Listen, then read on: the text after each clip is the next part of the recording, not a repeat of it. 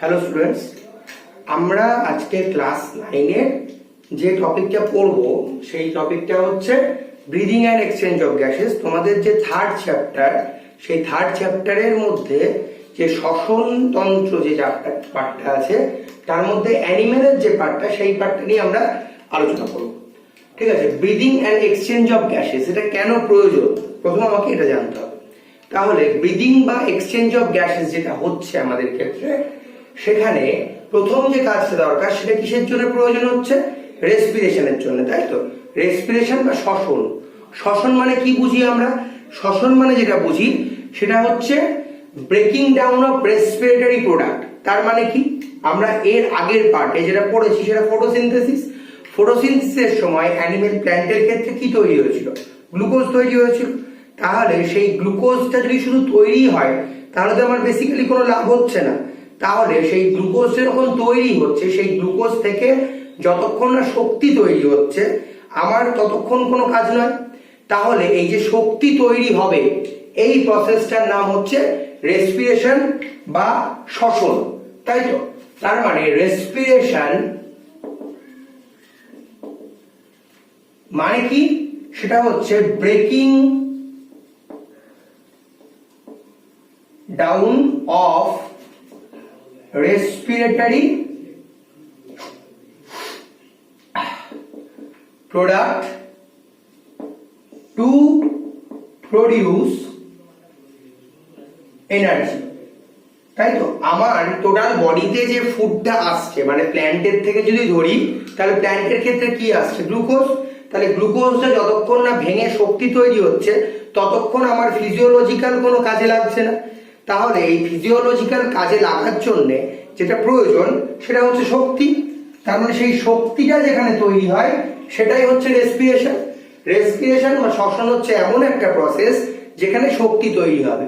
ধরো আমি সারাদিনে প্রচুর খাওয়া দাওয়া করলাম, কিন্তু সেই খাওয়া দাওয়াটা করার পরে তার থেকে যদি আমার শক্তি তৈরি না হলো তাহলে আমি আমার নিজের ফিজিওলজিক্যাল যে কাজগুলো সেগুলো করতে পারবো না।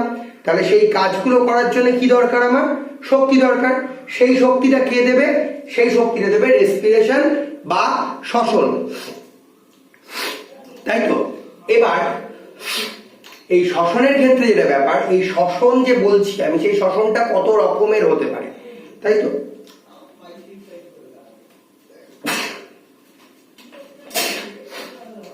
শ্বসনটা কত রকম হতে পারে, তাহলে আমি কি দেখবো? টাইপস। টাইপসটা কিসের মধ্যে পাচ্ছি? তাহলে টাইপসের মধ্যে কি কি পাবো? টাইপসের মধ্যে প্রথম একটা টাইপ আমরা করব, সেটা হচ্ছে on the basis of free oxygen, তাই তো? On the basis of O2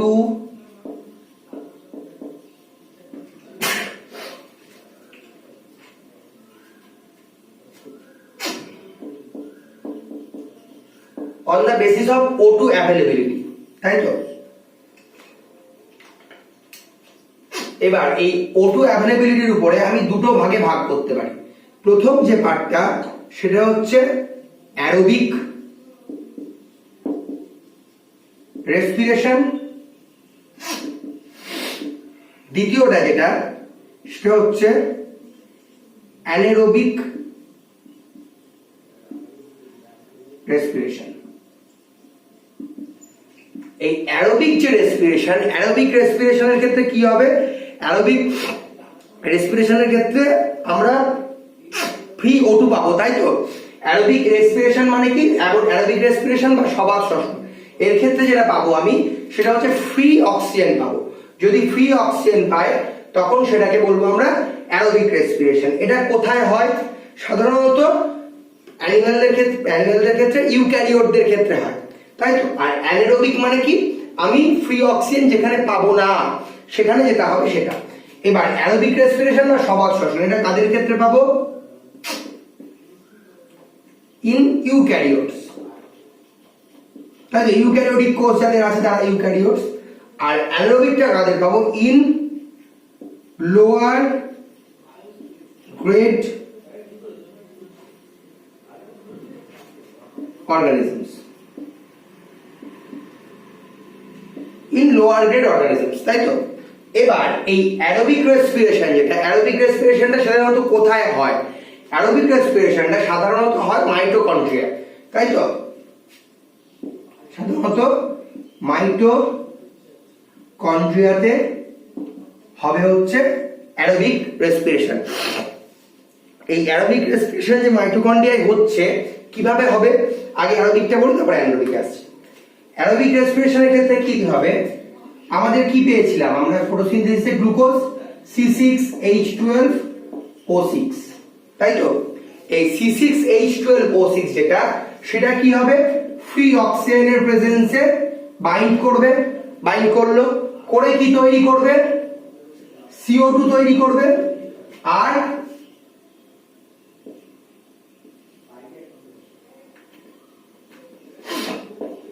energy তৈরি করবে, তাই তো? এই এনার্জিটা আমার দরকার। এবার এইটার মধ্যে অনেকগুলো প্রসেস আছে। কি কি প্রসেস? সেই প্রসেসগুলো আমরা আস্তে আস্তে দেখব কি কি প্রসেসগুলো আছে এর মধ্যে। অ্যারোবিক রেসপিরেশনটা কোথায় হবে? মাইটোকন্ড্রিয়ায় হবে, উদ্ভিদ এর ক্ষেত্রে, যে কোনো অর্গানিজমের ক্ষেত্রে, ইউক্যারিওটদের ক্ষেত্রে মেইনলি হবে। এবং সেখানে কি হবে? C6H12O6 যে আবার তৈরি হয়েছিল গ্লুকোজ, সেটা এখানে রেসপিরেটরি প্রোডাক্ট। তার মানে রেসপিরেশনের জন্য যাদেরকে ব্রেকডাউন দরকার হচ্ছে, তাহলে এই O2টা এর সাথে জুড়বে, CO2 তৈরি করবে এবং এনার্জি তৈরি করবে, তাই তো? এই যে এনার্জি তৈরি করছে, এই প্রসেসটা অনেকগুলো ভাগে ভাঙা যায়, আমি সেগুলো ভাঙতে পারি। কি কি ভাগ? সেগুলো হচ্ছে, প্রথম যে প্রসেসটা এর মধ্যে, সেটা হচ্ছে গ্লাইকোলাইসিস। প্রথম প্রসেসটা হচ্ছে গ্লাইকোলাইসিস। এখানে কি হবে? C6H12O6 ছিল, সেখান থেকে কি তৈরি হবে? পাইরুভিক অ্যাসিড তৈরি হবে, তাই তো? C6H12O6 ছিল, তার থেকে তৈরি হবে পাইরুভিক অ্যাসিড। এবং পাইরুভিক অ্যাসিড তৈরি হওয়ার জন্য যেটা হচ্ছে, এই পাইরুভিক অ্যাসিডটা আমি পেলাম এখানে। এবার পাইরুভিক অ্যাসিডটা পরের একটা প্রসেসে যাবে, সেই প্রসেসটার নাম কি সেটাকে বলবো আমি লিঙ্কড রিঅ্যাকশন। এই পার্টের পরের পার্টে আলোচনা করব, এটা আপাতত শুনে রাখো কিছুটা।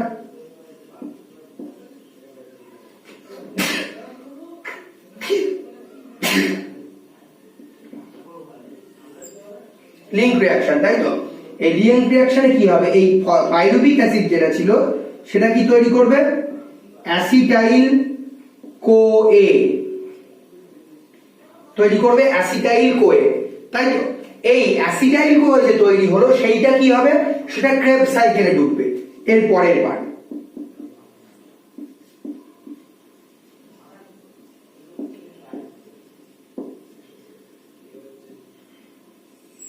তাই তো? এই পাইরুভিক অ্যাসিড থেকে কি তৈরি হচ্ছে? Acetyl CoA. এই অ্যাসিটাইল কোএ থেকে কি তৈরি হবে? ক্রেবস সাইকেলে ঢুকবে। তখন কি হবে? এই অ্যাসিটাইল কোএ যেটা আছে, সেই অ্যাসিটাইল কোএটা তৈরি করবে হচ্ছে CO2, তাই তো? ক্রেবস সাইকেলে অ্যাসিটাইল কোএটা কি তৈরি করবে? CO2 তৈরি করবে। এরপরে যেটা আছে, এই যে আমার প্রসেসে এত কিছু তৈরি হলো, আমার এখনো পর্যন্ত এনার্জি কোথাও তৈরি হয়নি, তাই তো?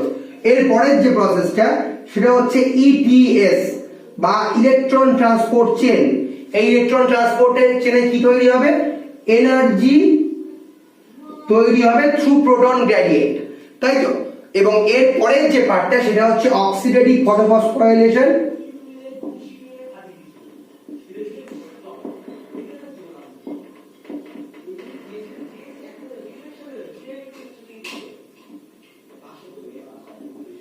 অক্সিডেটিভ ফটোফসফোরাইলেশন, এই প্রসেস কি হবে? ADP থেকে ATP তৈরি হবে। আচ্ছা, এই যে টোটাল যে প্রসেসটা, এটা হচ্ছে আমার অ্যানারোবিক রেসপিরেশনের প্রসেস। এই টোটাল যে প্রসেসটা, এখানে কি তৈরি হবে?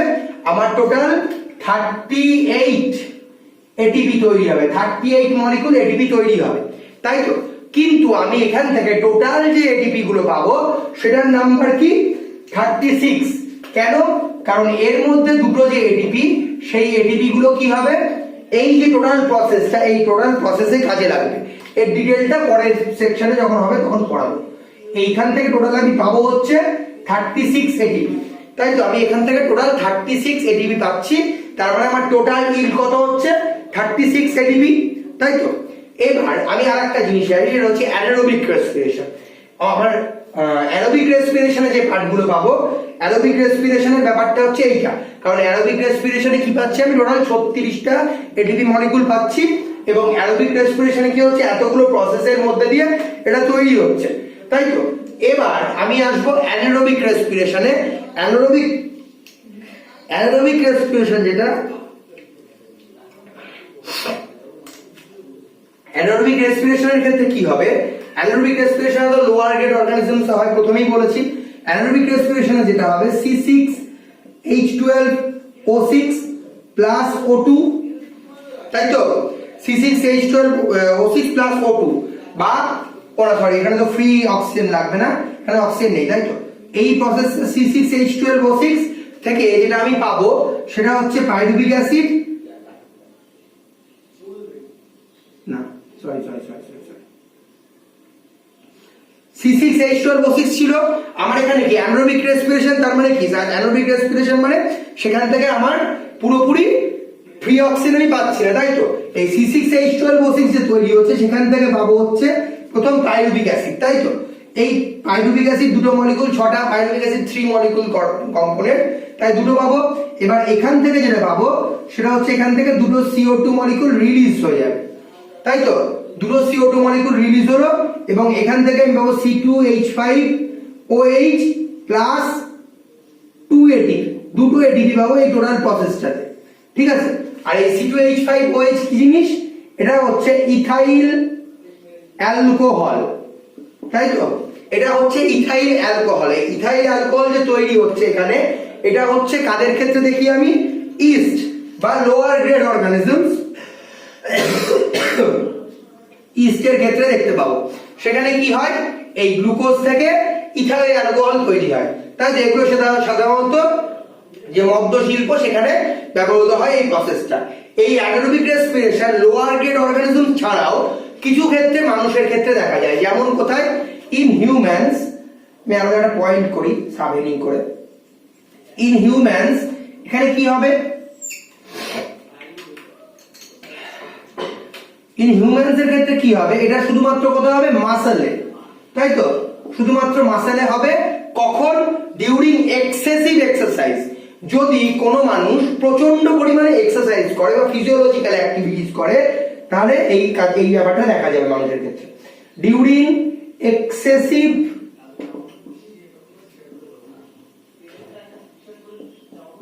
এক্সেসিভ এক্সারসাইজ, তাই তো, ডিউরিং এক্সেসিভ এক্সারসাইজ কি হবে মানুষের ক্ষেত্রে, যেটা হবে সেটা হচ্ছে আমার গ্লুকোজ ছিল,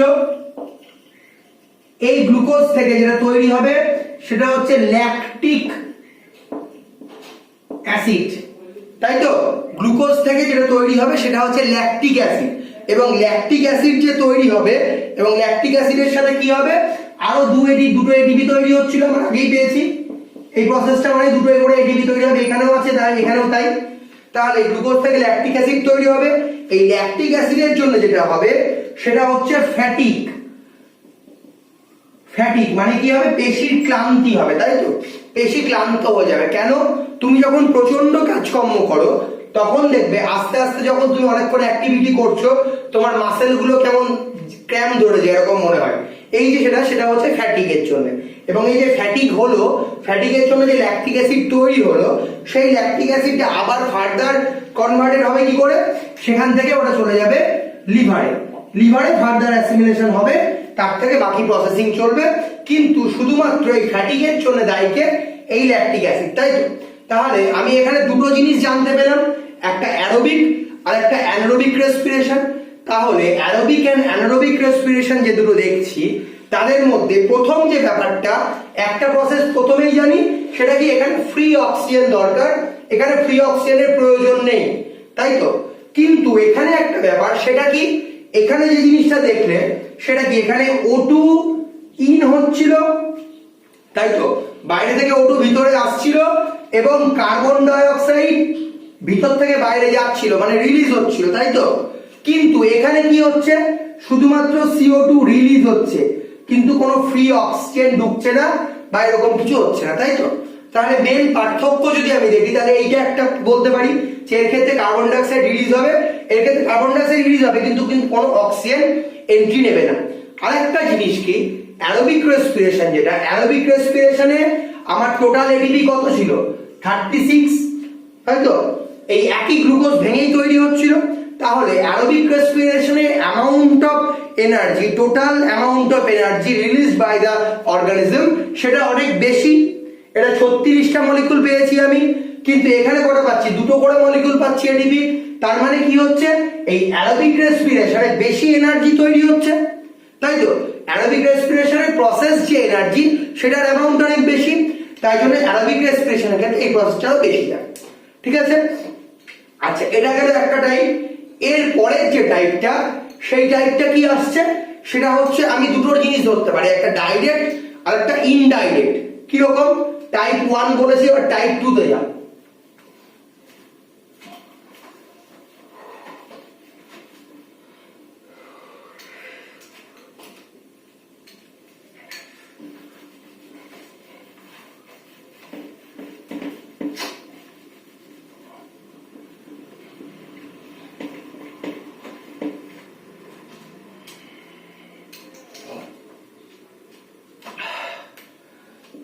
টাইপ 2 যদি ধরি, তাহলে এখানে দুটো টাইপ পাবো। কি কি, একটা হচ্ছে ডাইরেক্ট আর একটা হচ্ছে ইনডাইরেক্ট, তাই তো।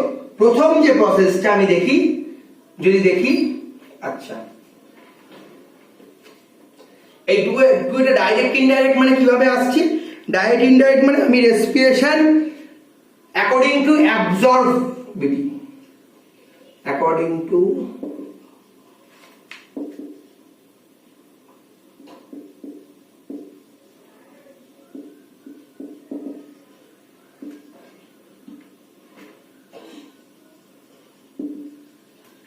মিডিয়াম অনুযায়ী পাচ্ছি, তাই তো।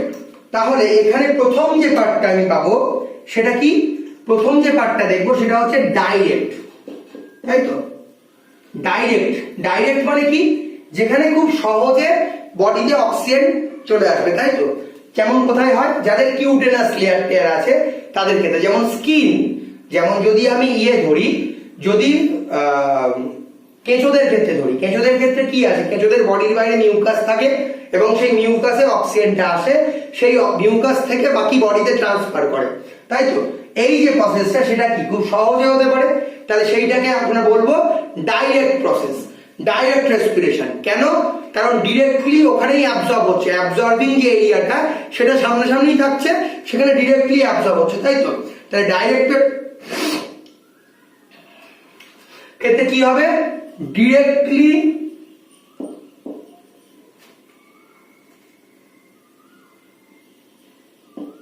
absorption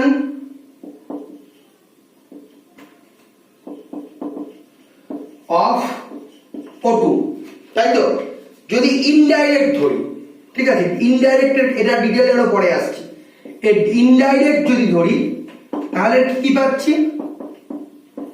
ইনডাইরেক্ট যদি ধরি তাহলে কি, সাম medium or tissues or pigments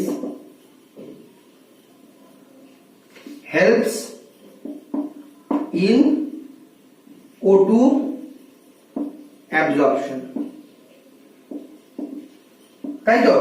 some medium কোন একটা মিডিয়াম থাকবে, কোন টিস্যু থাকবে, কোন পিগমেন্ট থাকবে। যেমন আমাদের ক্ষেত্রে, আমাদের কি হয়, লাংসে আসে এয়ার, লাংসের থেকে কি আছে, অ্যালভিওলাই আছে, অ্যালভিওলাইয়ের সাথে যে ব্লাড ক্যাপিলারিজ গুলো আছে, সেই ব্লাড ক্যাপিলারিজ গুলো থেকে, সেই ব্লাড ক্যাপিলারিজ গুলোতে অ্যাবজর্বড হয় অক্সিজেন। সেখানে কে থাকে, সেখানে হিমোগ্লোবিন থাকে। সেই হিমোগ্লোবিন কি করে, অক্সি হিমোগ্লোবিন তৈরি করে। তাহলে সেটা হচ্ছে ইনডাইরেক্ট প্রসেস একটা, ঠিক আছে। আচ্ছা, এই ডাইরেক্ট বা ইনডাইরেক্টের পরে আরেকটা যেটা পার্টে আসবো আমরা, সেটা হচ্ছে স্টেপস। সেই স্টেপসের পার্টে আসছি। এর পরের যে পার্টটা পড়াবো সেগুলো হচ্ছে স্টেপস, মানে রেসপিরেশনের জন্য কি কি স্টেপস আমার প্রয়োজন সেইটা, তাই তো। তাহলে সেই স্টেপস গুলো আমরা দেখবো পরপর কি কি স্টেপে হচ্ছে, তাই তো।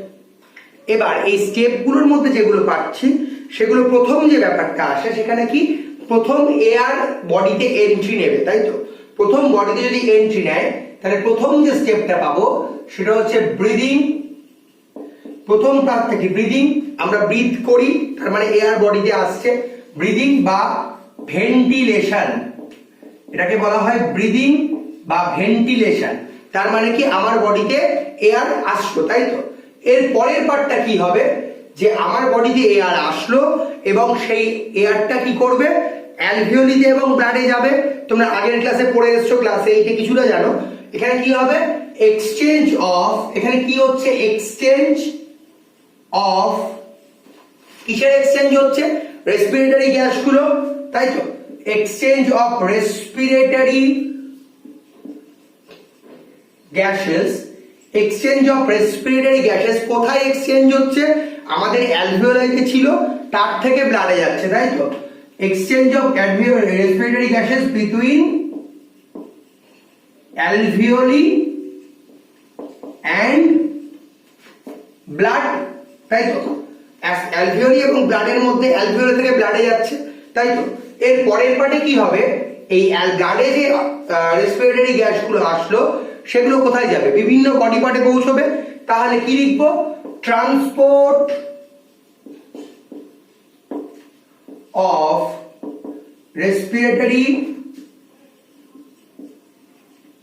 Gases into the body parts through blood।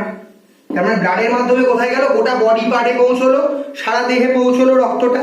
এবার রক্ত পৌঁছলো মানে কি, সেখানে রেসপিরেটরি গ্যাসগুলো আছে, তাহলে অক্সিহিমোগ্লোবিন যেটা আমি বলেছিলাম, সেই অক্সিহিমোগ্লোবিনটা পৌঁছে যাচ্ছে গোটা বডিতে, অক্সিজেন ধরে ক্যারি করছে, অক্সিহিমোগ্লোবিন হয়, গোটা বডি পার্টে পৌঁছে গেল। তারপরেরটা কি হবে, যে এই বডি পার্টের মধ্যে তো ব্লাড গেল, তাহলে কি হচ্ছে, বডিতে যে ব্লাডটা আছে সেই ব্লাড থেকে বডি সেল বা টিস্যুগুলোতে যেতে হবে, তবেই তো সেই গ্লুকোজটা পাবে। তাহলে বডি পার্ট থেকে টিস্যুগুলোর মধ্যে ফরওয়ার্ডেড হতে হবে। তাহলে কি হবে, exchange between blood and exchange, আচ্ছা exchange of respiratory gases in between blood and tissue। তার মানে কি, আমার রেসপিরেটরি গ্যাসেস যেগুলো ছিল ব্লাডের মধ্যে, সেইটা কোথায় যাচ্ছে, টিস্যুতে যাচ্ছে, টিস্যুতে পৌঁছলো। এবার সেখানে কি হবে, টিস্যুতে যে ফুড আছে, মানে টিস্যুতে যে গ্লুকোজ আছে বা যে সাবস্টেন্স আছে, সেটার ব্রেকডাউন দরকার। তার জন্য কে গেছে, অক্সিজেন গেছে। তাহলে এই যে অক্সিজেন গেল, সে কি করবে, টিস্যুর মধ্যে যে পার্টটা আছে, যে অবজেক্টটা আছে, যে প্রোডাক্টটা আছে, সেটাকে ব্রেকডাউন করবে। তাহলে কি করবে, using of this gas or O2, তাই তো, অক্সিজেনই যাচ্ছে আমি ধরে নিলাম। তাহলে কি হবে, এই অক্সিজেনটা গেল, কিসে কাজ করবে, ইন ব্রেক ডাউন অফ, কিসের ব্রেকডাউন, যে পার্টটা ছিল, তাই তো। তার মানে আমি ধরে নিলাম glucose to free energy and release CO2, তাই তো।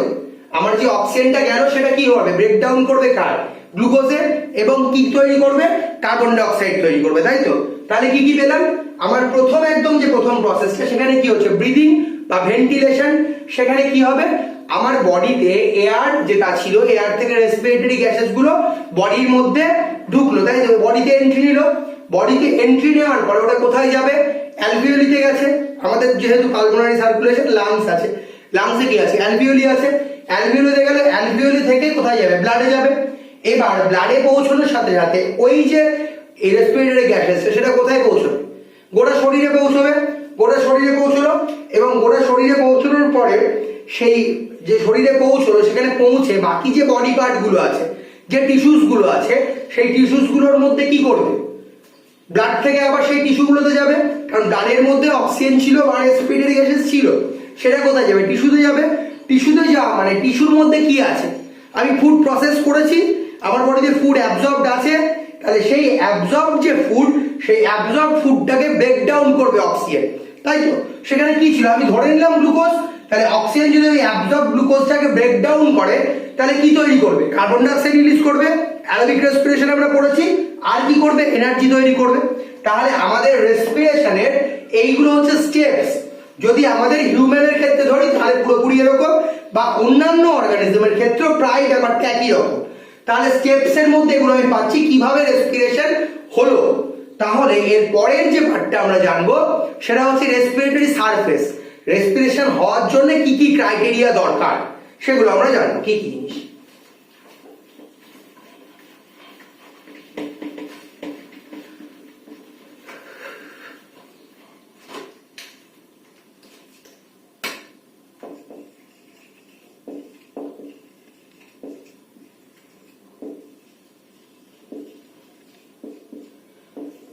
প্রথম দেখবো রেসপিরেটরি সারফেস, তাই তো? রেসপিরেটরি সারফেস, তাই তো? রেসপিরেটরি সারফেস মানে কি? যেখান দিয়ে রেসপিরেশন হবে। রেসপিরেশন হওয়ার জন্য কি কি দরকার? রেসপিরেশন হওয়ার জন্য যেগুলো দরকার সেগুলো হচ্ছে রেসপিরেটরি যে সারফেসটা, যে শ্বসন তল, তার কিছু ক্যারেক্টারিস্টিক্স দরকার, তাই তো? সেই ক্যারেক্টারিস্টিক্স গুলো কি কি হতে পারে সেগুলো আমরা দেখবো। এবার প্রথম ব্যাপারটা কি হতে হবে? প্রথম যেটা ব্যাপার সেটা হচ্ছে থিন হতে হবে। অবশ্যই থিন লেয়ার হতে হবে। কেন? কারণ তোমরা অ্যালভিওলার ক্ষেত্রে পড়েছিলে থিন, অবশ্যই। তাহলে থিন না হলে সে কি করবে না? ট্রান্সপোর্ট করতে পারবে না। তাহলে ট্রান্সপোর্ট যদি করতে হয় তার জন্য কি দরকার? থিন দরকার, লেয়ারটা, ঠিক আছে? দ্বিতীয় লেয়ার কথাটা কি দরকার? সেটা হচ্ছে ময়েস্ট, তাই তো? অবশ্যই যে রেসপিরেটরি সারফেস তাকে ময়েস্ট হতে হবে। কেন? যদি ময়েস্ট হয় তাহলে কি হবে? সেখানে কি আছে? ওয়াটার মলিকুলস আছে বা মিউকাস আছে, তার মানে ময়েস্ট। তাহলে সে কি করবে? অক্সিজেনটাকে ডিজলভ করতে পারবে ওই এরিয়াতে। তাই ডিজলভ করার জন্য দরকার ময়েস্ট, ঠিক আছে? আর কি আছে? Highly vascular. Highly vascular. কেন হাইলি ভাস্কুলার? যদি হাইলি ভাস্কুলার হয় তার মানে কি হবে? বেশি ব্লাড সাপ্লাই হবে। যদি বেশি জালক থাকে তাহলে কি হবে? বেশি ব্লাড সাপ্লাই হবে। বেশি ব্লাড সাপ্লাই হওয়া মানে রেসপিরেশনের রেট বাড়বে। আর কি আছে? Respiratory pigment. রেসপিরেটরি পিগমেন্ট যদি প্রেজেন্ট থাকে তাহলে কি ইনডিরেক্ট রেসপিরেশনটা হবে, তাই তো? গেল। আর কি আছে? Large surface area. যদি বড় এরিয়া হয় তাহলে কি হবে? রেসপিরেশনের রেট অবশ্যই বেশি হবে। কারণ বেশি যদি তল হয়, পৃষ্ঠতল যদি বেশি হয় তাহলে সেখান থেকে কি হয়? বাষ্পীভবন বেশি হয়। সেখানে এখানে ব্যাপারটা তাই একই রকম। আগের বছর পড়েছো বাষ্পীভবনে। এবার থিন কেন? তাহলে থিনের জন্য কি দরকার? ইজিলি ডিফিউজ করতে পারবে, তাই তো? প্রথম কথা, ইজিলি ডিফিউজ করতে পারবে। যদি ময়েস্ট হয় তাহলে কি হবে?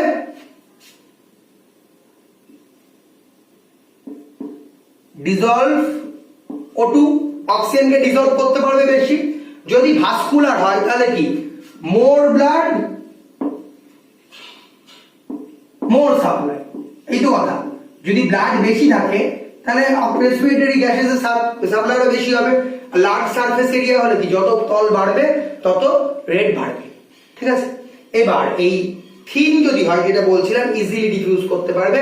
কারণ কি? থিন লেয়ার থেকে ইজিলি ডিফিউশন হয়। ময়েস্ট 2-3 ছক পড়া ক্যারেক্টারিস্টিক যদি কারো পাই তাহলে সেই পার্টটা ভালো রেসপিরেটরি সারফেস হিসেবে বিবেচিত হবে। এবার যে পার্টটা আমি বলিনি সেটা হচ্ছে রেসপিরেটরি পিগমেন্টস। রেসপিরেটরি পিগমেন্টস যদি ধরি তাহলে আমাদের ক্ষেত্রে কি আছে? হিমোগ্লোবিন আছে। তাহলে আমি সেই পিগমেন্টগুলোর নাম একটু জানবো। প্রথম যেটা পাচ্ছি সেটা হচ্ছে হিমোগ্লোবিন, তাই তো? আমাদের ক্ষেত্রে থাকে হিম আর গ্লোবিন প্রোটিন দিয়ে তৈরি হয় এবং সেটা কি ঘটিত যৌগ? লৌহ ঘটিত, তাই তো? ফেরাস, Fe, তাই তো? Fe যদি হয় তার মানে কালারটা কি ছিল আমার? রেড হলো। এরপরে আর কি কি জানি আমরা? আর কি কি টাইপের শুনেছি রেসপিরেটরি পিগমেন্ট? আর একটা শুনেছি হিমোএরিথ্রিন। হিমোএরিথ্রিন। হিমোএরিথ্রিনের ক্ষেত্রে কি থাকে? এটাও Fe প্রেজেন্ট। এটা কাদের ক্ষেত্রে দেখা যায়? অ্যানিলিডাদের ক্ষেত্রে বা কেঁচোতে দেখতে পাবে। এবং এটা কোথায় থাকে? এটা প্লাজমাতে ডিসলভ থাকে। মানে আমাদের ক্ষেত্রে কি ছিল? রেড, হিমোগ্লোবিন রেড, কিন্তু সেটা কোথায় আছে? আরবিসির মধ্যে, আরবিসিতে আছে।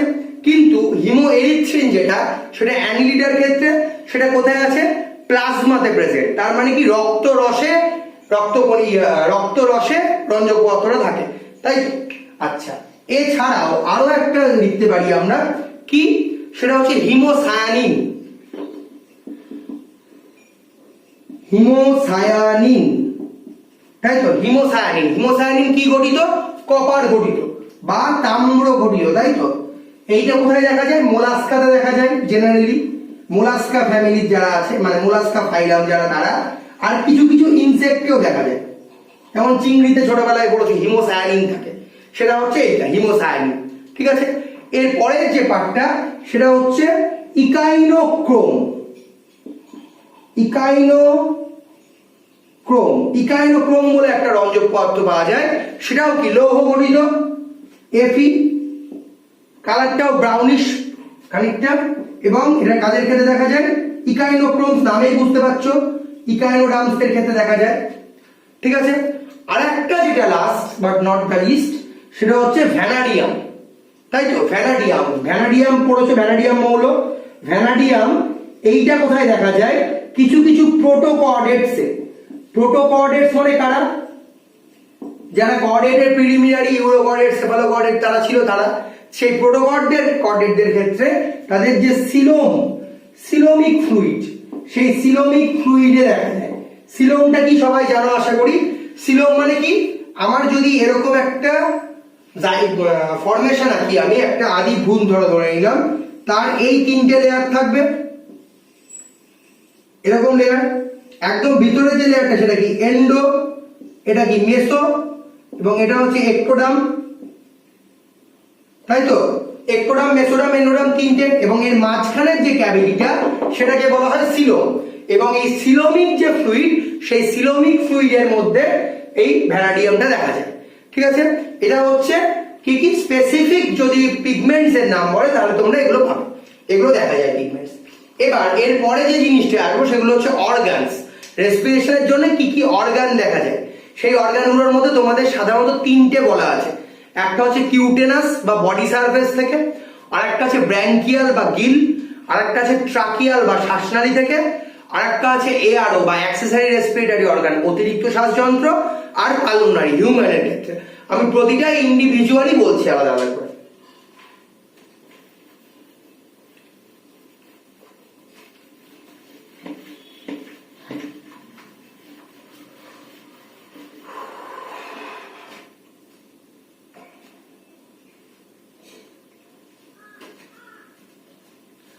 আচ্ছা, এবার আমি কি দেখবো? অর্গানস ফর রেসপিরেশন, তাই তো?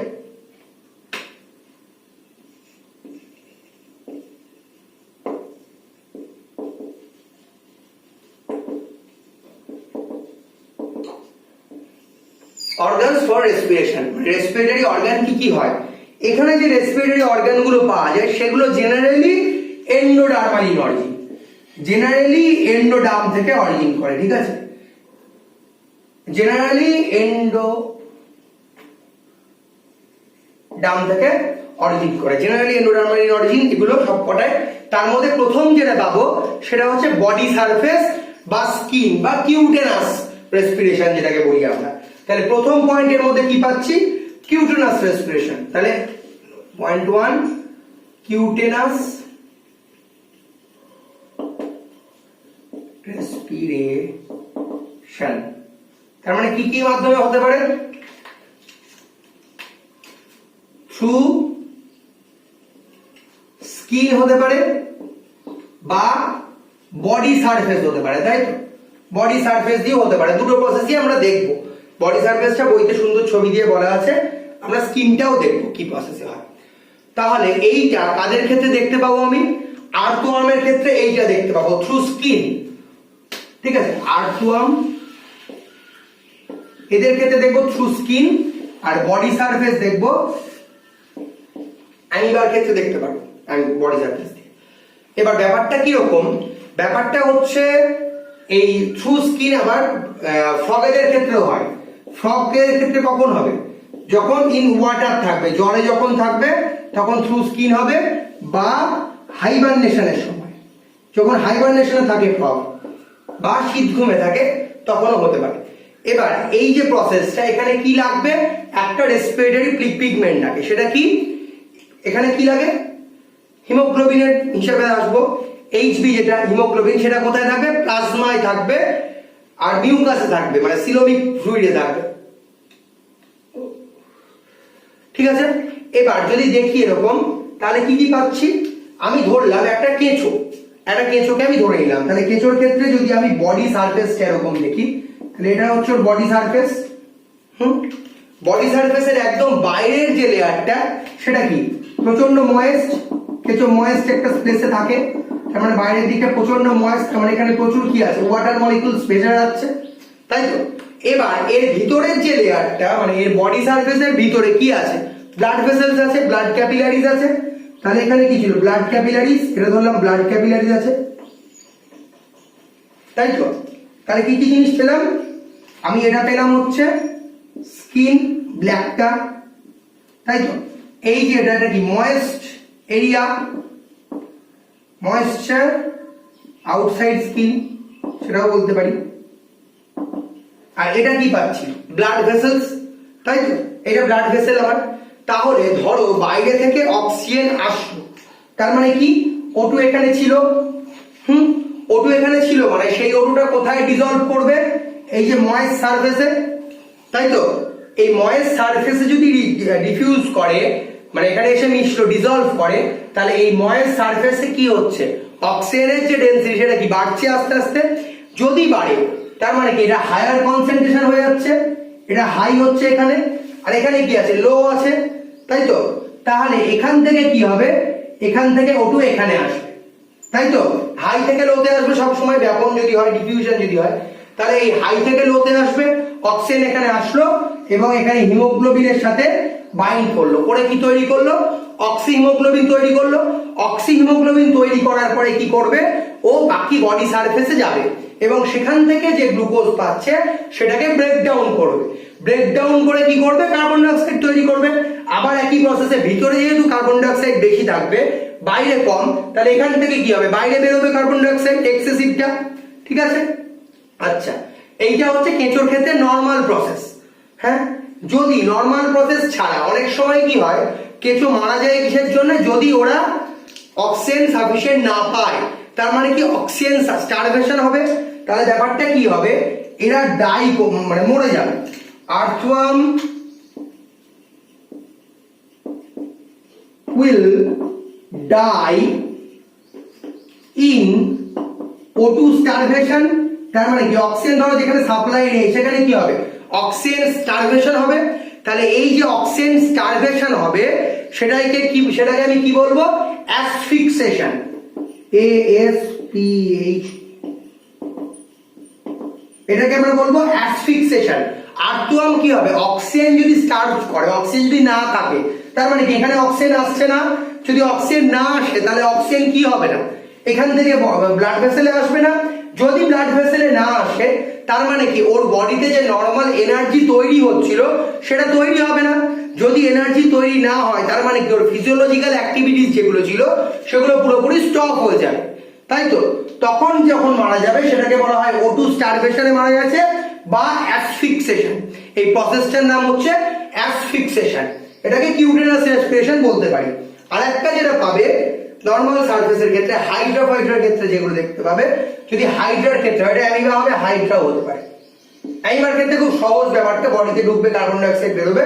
হাইড্রার ক্ষেত্রে আমি বলছি, যদি একদম বাইরের লেয়ার ধরি, হাইড্রার ক্ষেত্রে আমি একদম বাইরের লেয়ার, এটা ধরো হাইড্রার একদম বাইরের লেয়ার, তার মানে এটা কি, অবশ্যই একটোডাম। হাইড্রার ক্ষেত্রে যদি ধরি তাহলে একদম বাইরে, বডির বাইরের দিকে যে লেয়ারটা সেটা কি একটোডাম, এবং এর মাঝখানে এর ভিতরের দিকে কি আছে,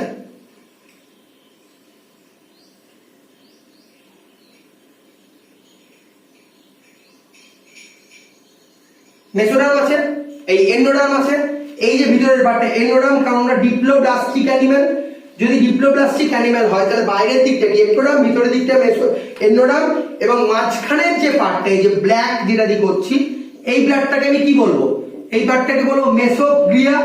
কারণ ওদের বডিতে দুটো লেয়ার, কিন্তু দুটো লেয়ারের মাঝখানে কি থাকে, মেসোগ্লিয়া থাকে।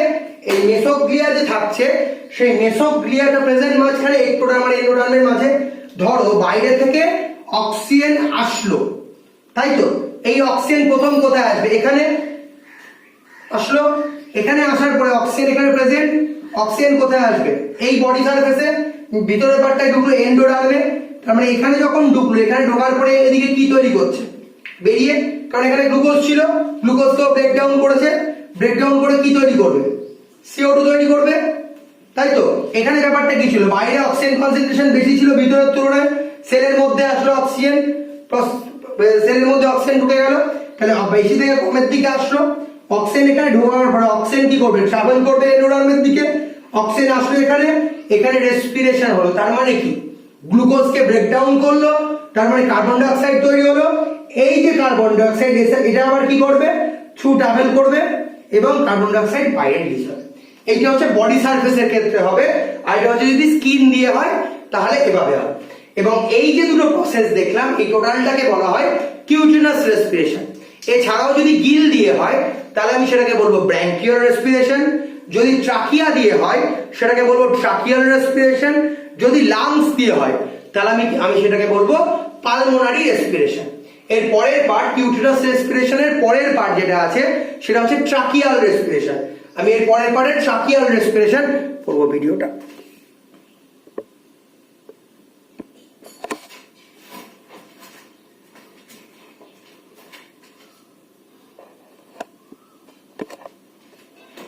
এর পরের যে পার্টটা আমরা দেখবো সেটা অর্গানসের রেসপিরেশনের পুরো পার্ট দেখে নিলাম, এরপরে কিউটিনাসটা দেখে নিয়েছি। তাহলে এর পরের পার্টটা আমরা আসবো, সেটা হচ্ছে ট্রাকিয়াল রেসপিরেশন।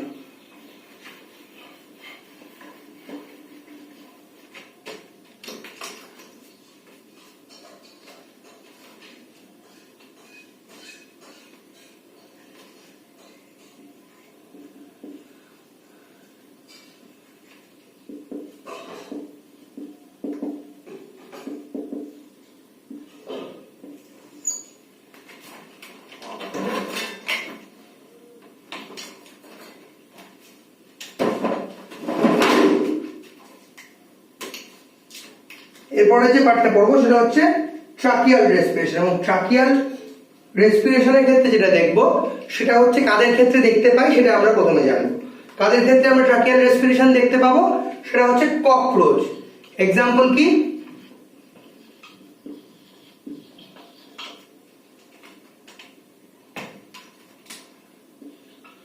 ককরোচ, তাই তো?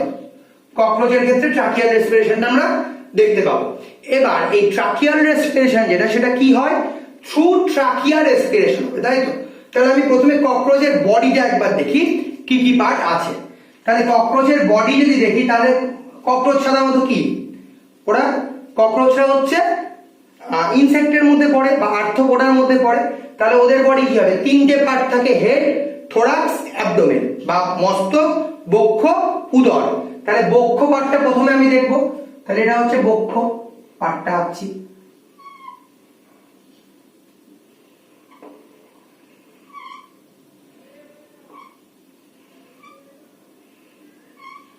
এটা হচ্ছে বক্ষ পার্টটা, তাই তো?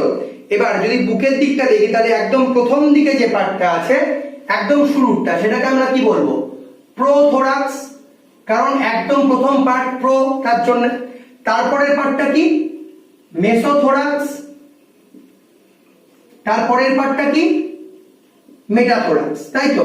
প্রথম তিনটে পার্ট, এই তিনটে পার্টের প্রথম তিনটেকে তিনটে নাম দেওয়া হয়, প্রোথোরাক্স, মেসোথোরাক্স এবং মেটাথোরাক্স। এবার এই তিনটেকে একসাথে কি বলবো আমি? থোরাক্স, তাই তো? এবার আমরা জানি আরশোলার প্রথমে বক্ষ যে অংশটা, তার তিনটে পার্ট। এরপরে কি আছে? অ্যাবডোমেন। মানে অ্যাবডোমেন মানে কোন পার্টটা? উদর। উদরের পার্টটা আরশোলার 10টা খণ্ড। তাহলে আমি সেই 10টা খণ্ড আগে আঁকবো।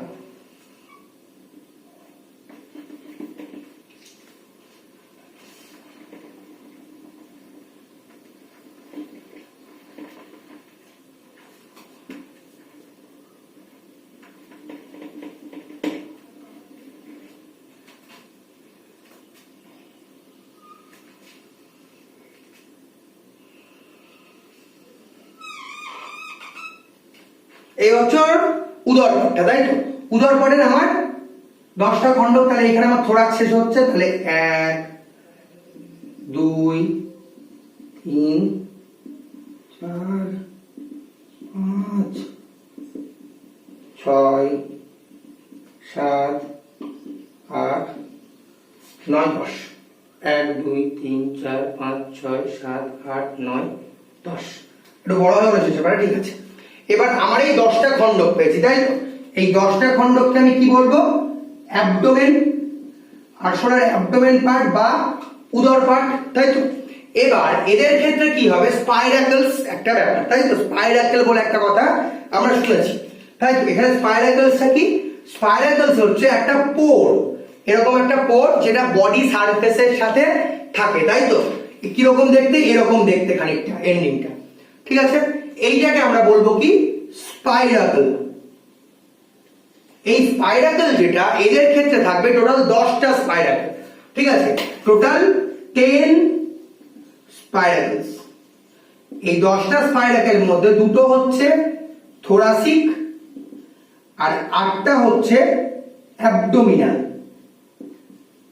ঠিক আছে? দুটো হচ্ছে থোরাসিক এবং 8টা হচ্ছে অ্যাবডোমিনাল। তাহলে দুটো থোরাসিক কোথায় কোথায় দেখবো আমি? এইখানে একটা থোরাসিক আর এখানে একটা থোরাসিক। কোথায়?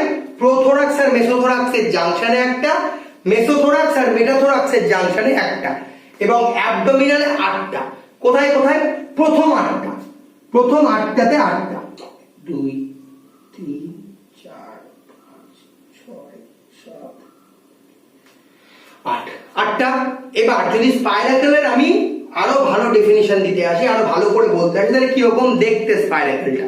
তাহলে স্পাইরাকলের ক্ষেত্রে যেটা পাবো সেটা হচ্ছে এই প্রথম পার্টটাকে বলা হয় স্পাইরাকল, এই পোর্টটাকে, এই যে লুপটা তৈরি হয়েছে এটাকে বলা হয় অ্যাম্পুলা, ঠিক আছে?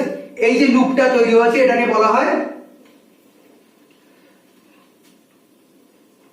এটাকে বলা হয় অ্যাম্পুলা, AMPULLA, অ্যাম্পুলা, ঠিক আছে? তারপরে এই পার্টটা এলিভেটেড হবে, এই যাচ্ছে এরকম পুরো একটা পার্ট যাচ্ছে এবং গিয়ে কি হবে? ও একটা ব্রাঞ্চিং এর সাথে জুড়ছে,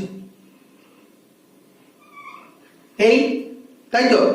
এবার এটা আরো ডিভাইসেবল হচ্ছে এবং আলাদা আলাদা ভাগ ভাঙছে, এরকম দেখতে,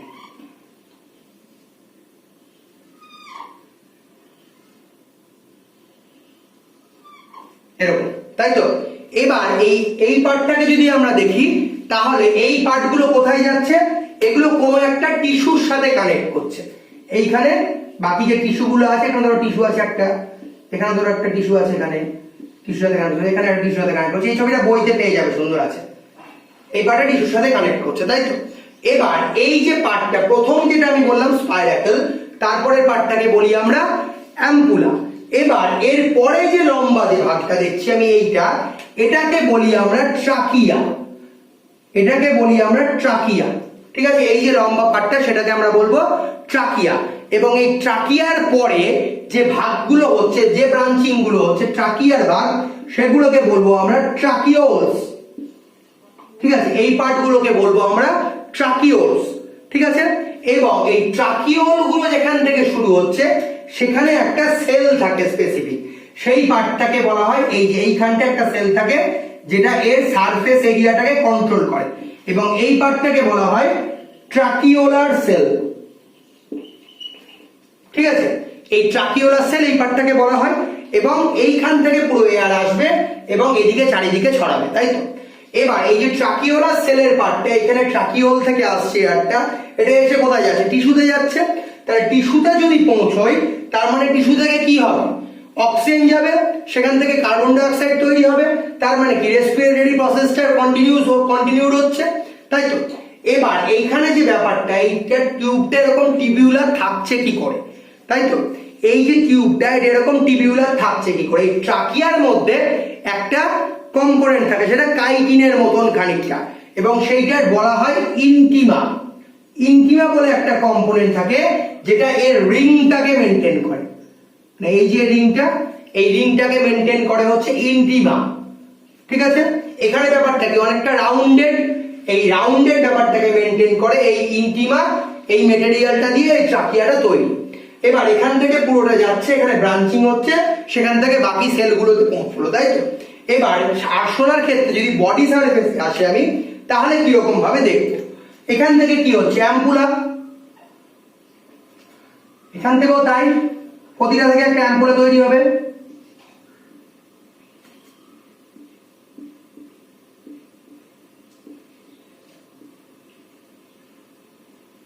তৈরি হলো অ্যাম্পুলা গুলো, এবং সেটা এসে একটা বড় পাইপের সাথে জুড়ছে, তাই তো, একটা বড় পাইপ পাচ্ছে আমি, সেখানে জুড়ছে, বললাম এইটা।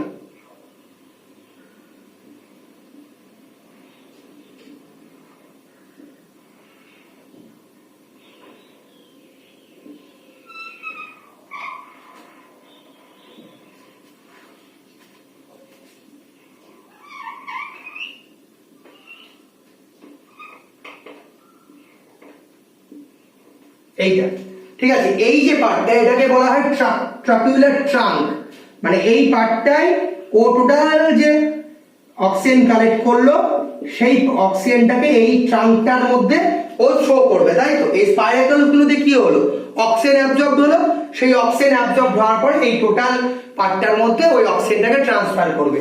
এটা আবার এদিকে আবার একই রকম আছে, এই উল্টো দিকটা আবার একই রকম একটা আছে, এটা আবার এদিকে কানেক্টেড হবে। তার মানে গোটা টিস্যু লেয়ার যেগুলো আছে সবকটা লেয়ারে অক্সিজেন এইভাবেই পৌঁছে যাবে, ঠিক আছে। এবং আরশোলাকে দেখবে তুমি, আরশোলাকে জিনিস বইপত্র দিয়ে বাড়ি মারো, কিছু দিয়ে বাড়ি মারো, মা করবে না, কিন্তু তুমি যদি পারো একটা আরশোলাকে ধরে জলের মধ্যে চুবিয়ে দেবে খানিকক্ষণ, দেখবে খানিকক্ষণ পরে এমনি মারা গেছে। কারণ কি, ওর এই স্পাইরাকলস গুলো ওপেন, যদি স্পাইরাকলস গুলো ওপেন থাকে তাহলে কি হবে, এখান দিয়ে ওয়াটার মলিকুল ঢুকে যাবে, এন্ট্রি নেবে, তাহলে ও পুরোপুরি একদম ওয়াটার ফিল্ড একটা জিনিস তৈরি হয়ে যাবে, ঠিক আছে। এবার এই ট্রাকিয়ার যে পার্টটা, সেই ট্রাকিয়া কি করছে, অক্সিজেনকে ক্যারি করছে থ্রু টিস্যু টু টিস্যু, এবং টিস্যুতে ক্যারি করাটাই আমার রেসপিরেশনের কাজ। টিস্যুতে যদি ক্যারি করে নেয় তার মানে কি আছে, ওখানে গ্লুকোজ আছে, গ্লুকোজকে ব্রেকডাউন করবে এবং কার্বন ডাই অক্সাইড তৈরি করবে। এবং এই আরশোলার ক্ষেত্রে যদি গোটা বডিটা দেখো, তাহলে এই ট্রাকিয়ার ট্রাঙ্ক যেটা আছে, সেই ট্রাঙ্কটা কি করছে, এক্সেস যে অক্সিজেন সেটা টোটালটাকে কালেক্ট করছে এবং গোটা বডিতে সার্কুলেট করছে, ঠিক আছে। আচ্ছা, এর পরের পার্টটা আমরা পড়বো ব্র্যাঙ্কিয়াল রেসপিরেশন। বোর্ডটা একটু বাজে হয়ে গেছে, মুছে নিচ্ছি।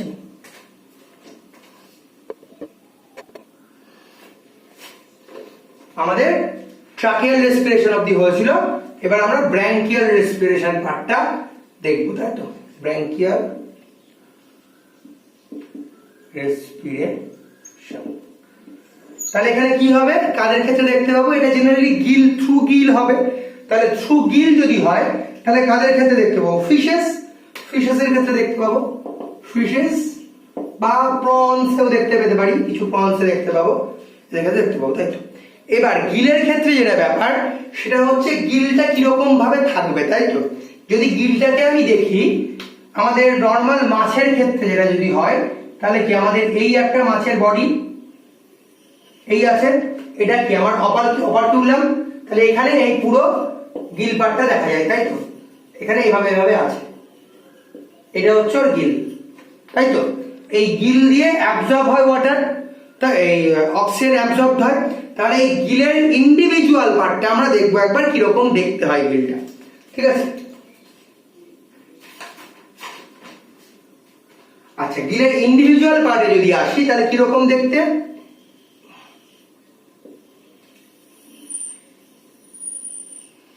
এরকম একটা পার্ট বেরিয়ে গেল, এগুলোকে গিল ফিলামেন্ট বলবো, এরকম দুটো পার্ট। কারণ আমাদের যেহেতু হলোব্রাঙ্ক গিল নর্মাল বেশি মাছের ক্ষেত্রেই, তাই গিলগুলো এরকম দেখতে হবে, তাই তো। এবার হলোব্রাঙ্ক গিল যদি হয়, তার মানে এই দুটো দেখতে পাচ্ছি, এই যে দুটো পেলাম, এগুলোকে আমরা বলবো হচ্ছে গিল ফিলামেন্ট, ঠিক আছে। এই পার্টগুলোকে বলবো হচ্ছে গিল ফিলামেন্ট। এই যে দুটো পার্ট আছে এগুলো হচ্ছে গিল ফিলামেন্ট, যেগুলো গিলটাকে হোল্ড করবে, তাই তো। এবং এই গিল ফিলামেন্ট ছাড়াও এখানে কি থাকবে, একটা পার্ট থাকবে যেখান দিয়ে ব্লাডের সাপ্লাই হবে। যদি ব্লাডের সাপ্লাই না থাকে তাহলে কি আমরা অক্সিজেনকে অ্যাবজর্ব করতে পারবো না, তাহলে ব্লাড সাপ্লাইয়ের জন্য এখানে একটা আর্টারিয়ান ভেন থাকবে। যেহেতু এটা ভেনাস হার্টের অ্যানিমেল, তাই এদের ক্ষেত্রে ওরকম পিওর ব্লাড ইমপিওর ব্লাডের কোনো ব্যাপার নেই। এই যে পার্টটা দেখতে পাচ্ছ সেটা হচ্ছে ভেনাস ব্লাড সার্কুলেশনের পার্ট, এবং এই যে পার্টটুকু দেখবে এগুলো হচ্ছে গিল ল্যামেলিস বলবো, যেটা তোমরা দেখতে পাও মানে রোয়া রোয়া চিরুনির দাঁতের মতন, সেই পার্টটা হচ্ছে গিল ল্যামেলি, যে পার্টটুকু দেখতে পাও কিছুটা, সেটা হচ্ছে গিল ল্যামেলি, এবং গিল ল্যামেলি গুলোর মধ্যে ব্লাড সার্কুলেশন পৌঁছবে এবং সেখানে oxygen carbon die oxide supply করবে। এবার যদি আমি গিলগুলোকে একটু পার্শিয়ালি আঁকি, একটু কাট করে আঁকি, তাহলে কিরকম দেখবো? গিলগুলো কি এরকম প্রেজেন্ট আছে, এই একটা, এই একটা, এই একটা, এরকম ভাবে দেখা যায়, তাই তো?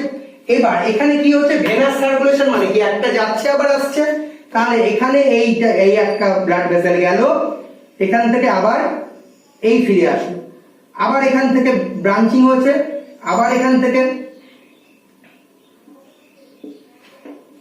আরেকটা এখানে গেল, আবার ফিরে আসবে, এরকম ভাবে আসবে। তার মানে একটা যাচ্ছে একটা আসছে, এবং ব্লাড যে সাপ্লাই হচ্ছে গিলে সেটা হচ্ছে এই প্রসেসে, এবং গিলের এখানে যখন অক্সিজেন আসবে সেই অক্সিজেনটা কোথায় আসবে, এখান থেকে ব্লাডে আসবে, এবং সেই ব্লাড থেকে বাকি অ্যাক্টিভিটিস গুলো যেগুলো রেসপিরেশনের ক্ষেত্রে হয় সেই প্রসেসটা হবে। এবং এই যে গিলগুলো, এগুলোকে বলা হয় হলো ব্র্যাঙ্ক গিল। আমাদের ক্ষেত্রে এগুলো হলো ব্র্যাঙ্ক গিল, গিল ফিলামেন্ট প্রেজেন্ট আছে এবং ব্লাড সাপ্লাই গিলে এভাবে আসবে। গিলের ক্ষেত্রে যদি ব্লাড সাপ্লাই হবে দেখো, তাহলে এই গিলে ব্লাড সাপ্লাই হচ্ছে একটা একটা ইন্ডিভিজুয়াল, দেখো এই গেল ব্লাড সার্কুলেশন হলো, এখানে গেল, এবার এখান থেকে এখানে ফেরত আসবে। ফেরত আসা মানে কি, এখানে যখন যাচ্ছে তখন অক্সিজেনটাকে ট্রান্সপোর্ট করে দিচ্ছে, তাহলে অক্সিজেনও ক্যারি করে ফেরত চলে আসছে, এই তো প্রসেস। তাহলে গিলগুলো পরপর যেগুলো আছে সেগুলোতে প্রতিটায় ভেনাস সার্কুলেশন চলছে, এবং গিল দিয়ে যদি রেসপিরেশন হয় তাহলে সেই পার্টটাকে আমরা বলবো ব্র্যাঙ্কিয়াল রেসপিরেশন, এবং গিলের যে পার্ট দুটো সেগুলোকে বলবো গিল ফিলামেন্ট, এবং এখানে যে পার্টগুলো ভাগগুলো দেখতে পাচ্ছ, দাগগুলো দিয়েছি আমি, সেগুলোকে বলবো গিল ল্যামেলিস, যেগুলো তোমরা রোয়া দেখতে পাও চিরুনির দাঁতের মতন খানিকটা। এবং সেখানে কি থাকবে, ভেনাস সার্কুলেশন থাকবে। ভেনাস সার্কুলেশনের জন্য কি হবে, ব্লাড যাচ্ছে এবং সেটাকে ক্যারি করে ফেরত নিয়ে আসবে, এই হচ্ছে প্রসেস গিল রেসপিরেশনের ক্ষেত্রে। এবার আমরা আরেকটা স্পেশাল জিনিস দেখবো, সেটা স্পেশাল রেসপিরেটরি অর্গানস, সেটা কি অ্যাক্সেসরি রেসপিরেটরি অর্গানস বা অতিরিক্ত শ্বাসযন্ত্র। কাদের ক্ষেত্রে দেখা যায় সেটা আমরা দেখবো, অ্যাক্সেসরি রেসপিরেটরি অর্গানস।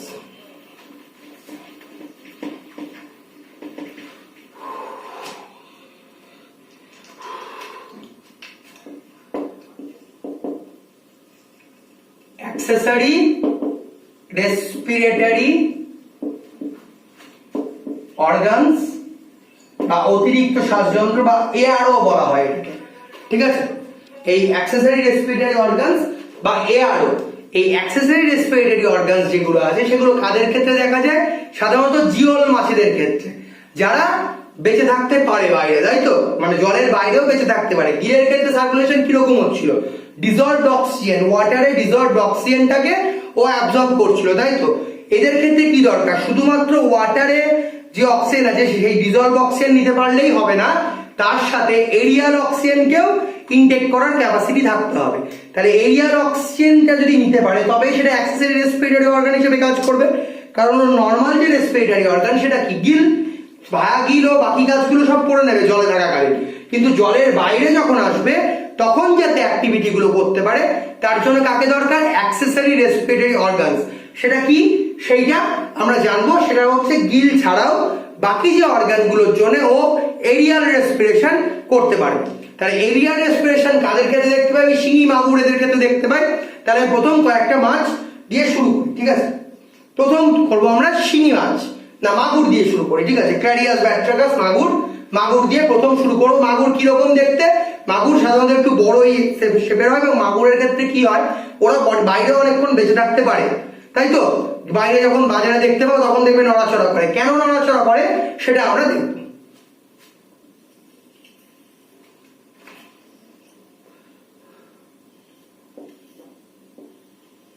মাগুরের গোপটোপ থাকে বেশ, এবারে গোপটোপ থাকে বেশ সুন্দর।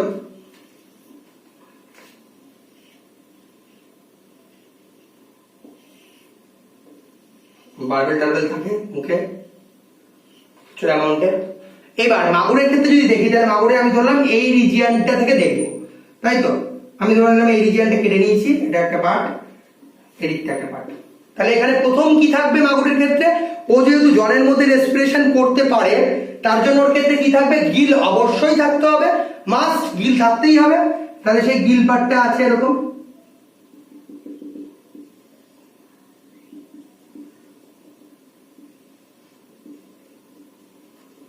এরকম গিল পার্টটা থাকবে প্রথম দিকে। এবার গিল পার্টটা ছাড়াও বাকি যে পার্টটা সেটা কি, এই পার্টটার জন্য ও কি করতে পারবে, ও ওর নিজের অ্যাকোয়াটিক যে রেসপিরেশন সেটা কন্টিনিউ করতে পারবে। কিন্তু যদি এরিয়াল কন্ডিশনে আসে, তার জন্য ওর যে পরের পার্টটা মানে ব্র্যাঙ্কিয়াল চেম্বার, প্রথমটা সুপ্রাব্র্যাঙ্কিয়াল চেম্বার, মানে ব্র্যাঙ্কিয়াল চেম্বার এই পিছনের রিজিয়নটা, এই সুপ্রাব্র্যাঙ্কিয়াল চেম্বারটা একটু মডিফাইড হবে। কিরকম,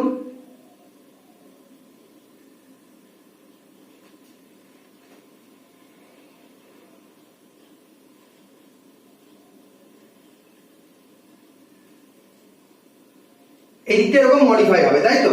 এই দিকটা মডিফাই হয়ে একটা অ্যালভিওলার স্ট্রাকচারের মতন একটা পার্ট তৈরি হবে, তাই তো? যে পার্টটা তৈরি হলো এখানে সেটা অ্যালভিওলার স্ট্রাকচারের মতন কি খানিকটা, এবং এই পার্টটা দিয়েও কি করতে পারবে, ও এরিয়াল রেসপিরেশন করতে পারবে। এবং এই যে পার্টটা, এটাকে বলা হয় শ্বাসবৃক্ষ, বাংলায় বলা হয়, এমনিতে নর্মালি আমাদের বলা হয় সুপ্রাব্র্যাঙ্কিয়াল চেম্বার, যেটা ইনহ্যালেন্ট অ্যান্ড এক্সহ্যালেন্ট অ্যাপারচার দিয়ে কানেক্টেড থাকে। কারণ ইনহ্যালেন্ট এক্সহ্যালেন্ট অ্যাপারচার দুটো থাকবে। ইনহ্যালেন্ট মানে কি, যেটাতে ইনহেল করছে মানে ইনটেক করছে, ব্রিদিং করছে, তাহলে এই কোনো একটা পার্ট দিয়ে ঢুকবে এখানে, এখানে যদি ঢুকলো এই একটা রিজিয়ন দিয়ে আউট করে দেবে এয়ারটাকে। তার মানে কি, ও এই পার্টটা দিয়ে ও এরিয়াল রেসপিরেশন করতে পারবে। মাগুরের ক্ষেত্রে এরকম দেখা যায়। মাগুরের বিজ্ঞানসম্মত নামটা কি, ক্ল্যারিয়াস ব্যাট্রাকাস, তাই তো? ক্ল্যারিয়াস ব্যাট্রাকাস, তাই তো? ক্ল্যারিয়াস ব্যাট্রাকাস ও মাগুরের ক্ষেত্রে এরকম আমরা দেখতে পাবো। এছাড়া আরেকজন আছে কে, কই। কই মাছ তোমরা শুনেছো ছোটবেলায় যে কই মাছ গাছে টাছে উঠে যায়, যে কই মাছের পিছনের যে পাটটা সেটা দিয়েও গাছে উঠে যায়, একটা পুকুর থেকে অন্য একটা পুকুরে ট্রান্সফার করতে পারে, ওদের পিঠে একটা দাঁড়া মতন থাকে তাই দিয়ে, তাই তো?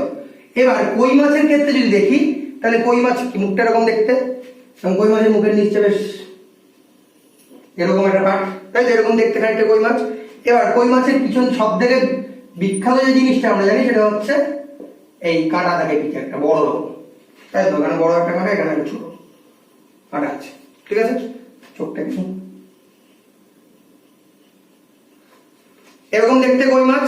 এবার কই মাছের ক্ষেত্রে যদি ধরি, তাহলে এই একটা পার্টকে আমি এগিয়ে নিলাম। কই মাছের ক্ষেত্রে একটা রোজেট লাইক স্ট্রাকচার দেখা যায়। রোজেট মানে কি, গোলাপ ফুলের মতন, তাই তো? বা শ্বাস পুষ্প বলা হয় এটাকে। সেটা কিরকম দেখতে একটু দেখবো। এই লাল দিয়ে আঁকছি আমি এটাকে, দেখো এই একটা পার্ট, এবং এখানে কি হয়, এখানে একটা ফোল্ড হোল্ডিং হয়।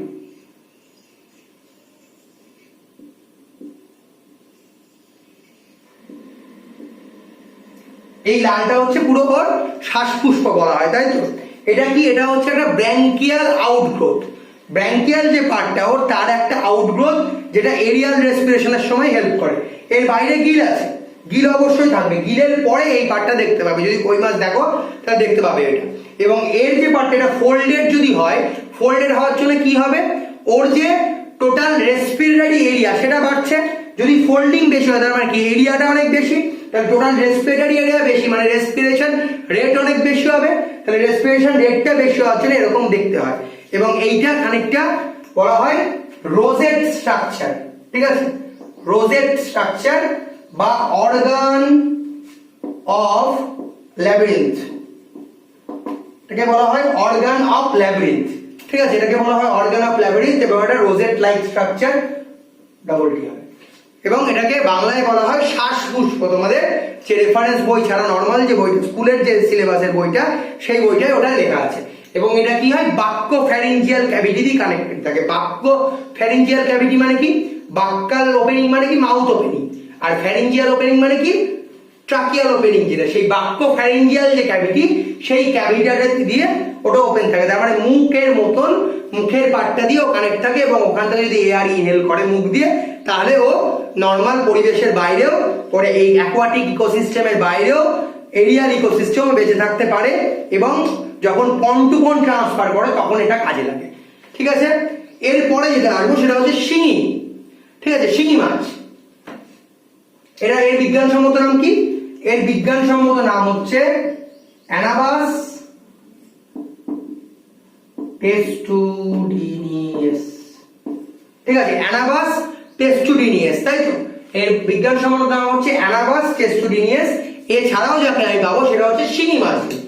শিঙি মাছের ক্ষেত্রে কিরকম হয়, শিঙি মাছ একটু ভদ্রসভ্য মাছ, শান্ত মতন দেখতে। আছে।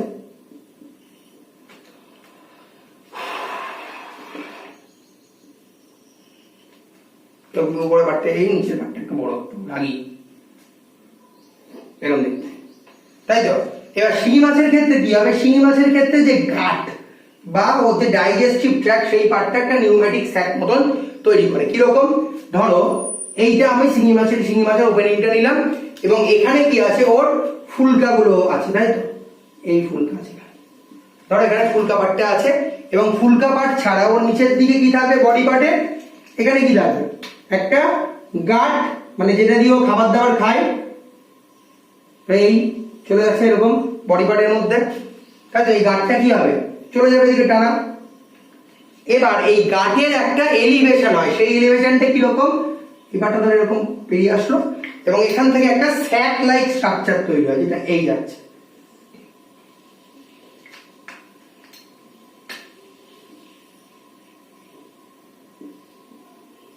এটা ওর বডি সারফেসটা, এটা ওর বডিটা, এটা ওর নিচের বডিটা, এই বডি সারফেসটা আমি আঁকলাম। তাহলে বডি সারফেসের মধ্যে দিয়ে এটা কত দূর, এটা একদম প্রায় লেজ অবধি চলে যাবে এবং লেজ অবধি চলে যাওয়ার জন্য এই পার্টটা কি করবে, এই যে নিউম্যাটিক স্যাক যেটা তৈরি হলো অলমোস্ট আপ টু টেল যাবে এবং এটা কি করবে, এটা মাউথ ওপেনিং এর সাথেই কানেক্টেড, গাটের সাথে কানেক্টেড। তার মানে যেখান দিয়েও খাবার খাচ্ছে সেইখান দিয়েও এয়ার ইনহেল করতে পারবে এবং সেই ইনহেল এয়ারটা ওর বডি পার্টের মধ্যে বিভিন্ন পার্টে ছড়িয়ে পড়বে, তাই তো। এই যে প্রসেসটা, এটাকে আমরা বলি নিউম্যাটিক স্যাক, ঠিক আছে। এটাকে সায়েন্টিফিক টার্মে বলা হয় নিউম্যাটিক স্যাক এবং ফাঁকা একটা স্যাক যেটা অক্সিজেনকে ক্যারি করতে হেল্প করে থ্রু গোটা বডিতে, তাই তো। এর বিজ্ঞানসম্মত নামটা কি, এর বিজ্ঞানসম্মত নাম হচ্ছে হেটারোনিউস্টিস ফসিলিস, ঠিক আছে। তাহলে স্টুডেন্টস, আমরা এতক্ষণ অবধি যেগুলো দেখলাম সেগুলো সবকটাই কি রেসপিরেশন যে অ্যানিমেলের ক্ষেত্রে তার একটা প্রিলিমিনারি আইডিয়া নিলাম, তাই তো। আমরা জেনারেলি 4টে টাইপের, 5টা টাইপের দেখতে পাবো, 4টে নয়, এক্সারসাইজটাকে ধরে নিচ্ছি, 5টা টাইপের রেসপিরেশন দেখতে পাবো। প্রথম যেটা পেয়েছি সেটা কি, সেটা হচ্ছে আমাদের cutaneous respiration through skin or through body surface. তারপরে কি পেলাম, ট্রাকিয়াল রেসপিরেশন। তারপরে কি পাচ্ছি, গিল রেসপিরেশন। তারপরে কি পাচ্ছি, গ্রিল রেসপিরেশন বা ব্রাঙ্কিয়াল রেসপিরেশন। তারপরে পাচ্ছি অ্যাক্সেসরি রেসপিরেটরি অর্গানস। এরপরে আমরা পাবো হচ্ছে পালমোনারি রেসপিরেশন। এই যে পালমোনারি রেসপিরেশন, সেটা আমাদের হিউম্যানদের ক্ষেত্রে, এটার একটা ডিটেল আলোচনা হবে। এই ডিটেল আলোচনাটা পরের ক্লাস থেকে পাবে তোমরা এবং এখান থেকে তোমাদের এক্সামে বেশি কিছু প্রশ্ন আসবে না। এখান থেকে কি কি প্রশ্নগুলো আসবে, কার কি টাইপের রেসপিরেটরি অর্গানস দেখা যায়, কোনটা কি রকম শ্বসন, কোন শ্বসনে বেশি শক্তি উৎপন্ন হয়, এরকম কিছু শর্ট কোয়েশ্চেন্স আসতে পারে। কিন্তু এই পার্টটা তোমাদের যেহেতু ফান্ডামেন্টাল পার্ট, সেই ফান্ডামেন্টাল পার্টটা আমরা আগে অ্যানালিসিস করে নিলাম। এরপরে আমরা যেটা করবো সেটা হচ্ছে পালমোনারি সার্কুলেশন, সেটা হিউম্যান দিয়ে শুরু করব এবং হিউম্যান পালমোনারি সার্কুলেশন আমরা নেক্সট ক্লাসে পড়াবো। আমরা 3টে পার্টে ভেঙে নিয়েছি চ্যাপ্টারটাকে। প্রথমটা হচ্ছে অ্যানিমাল রেসপিরেটরি অর্গানস, তারপরে হিউম্যান রেসপিরেশন প্রসেস, রেসপিরেটরি প্রসেসটা। তারপরে আমরা আবার ওই অ্যারোবিক রেসপিরেশন, ফার্মেন্টেশন এবং ওখানকার গ্লাইকোলাইসিস ক্রেব সাইকেল, এইগুলো আমরা পড়াশোনা করব। তাহলে আমরা প্রথম কোন পার্টটা শিখলাম আজকে, breathing and exchange of gases in animals. তার প্রথম 4টে পয়েন্ট আমরা মেন দেখলাম। এবার পালমোনারি রেসপিরেশনটা আমরা শিখবো আস্তে আস্তে পরের ক্লাসে। এই হচ্ছে টোটাল ব্যাপার এবং তোমরা পারলে এটা যখন পড়বে তখন একটু খাতা পেন নিয়ে বসে নোট ডাউন করবে। আমি জেনারেলি ইংলিশে লিখেছি, এবার তোমরা যখন লিখবে তখন যেহেতু যখন বাংলায় বলছিলাম একটু বাংলায় লিখে নেবে নিজের মতন করে এবং ছবিগুলো পরিষ্কার রাখবে। ব্যাস, আজকের জন্য এখানেই, পরের দিন পালমোনারি সার্কুলেশন করবো।